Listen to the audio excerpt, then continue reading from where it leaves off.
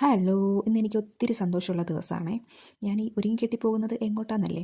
ഇന്ന് അപ്പുക്കുട്ടൻ്റെ സ്കൂളിലെ annual day ആണ്. അപ്പോൾ അവൻ ഡാൻസിനുണ്ട്. അപ്പം അവൻ്റെ സ്റ്റേജ് പെർഫോമൻസ് കാണാൻ വേണ്ടിയിട്ട് പോവുകയാണ്. 5 o'clock പരിപാടി സ്റ്റാർട്ട് ചെയ്യുന്നത്. അപ്പുക്കുട്ടൻ ഉച്ചയ്ക്ക് പോയി, കാരണം അവരോടൊക്കെ ഉച്ചയ്ക്ക് എത്താൻ പറഞ്ഞായിരുന്നു.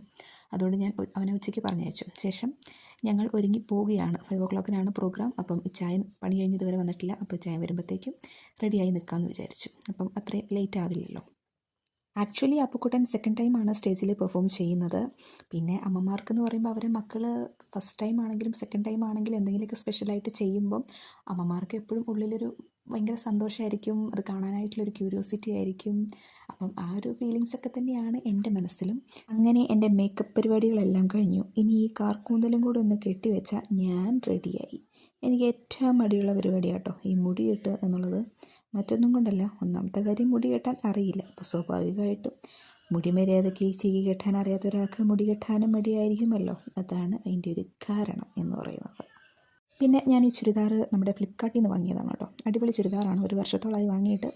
കുറേ അലക്കിയെങ്കിലും കളറൊന്നും പോകുന്നില്ല. Material always is good. പിന്നെ എന്താണെന്ന് വെച്ചാൽ കംഫർട്ടബിളാണ്. വർക്കൊക്കെ അടിപൊളിയാണ്. ഇതേപോലത്തെ വള്ളിയൊക്കെ വരുന്നുണ്ട്. അപ്പം ഇതാണ് ചുരിദാർ. അങ്ങനെ ഞാൻ റെഡി ആയി കഴിഞ്ഞു. ഇനി അടുത്ത പരിപാടി എന്ന് പറയുന്നത് നമ്മുടെ ഷുണ്ടാപ്പീനെ ഒരുക്കലാണ്.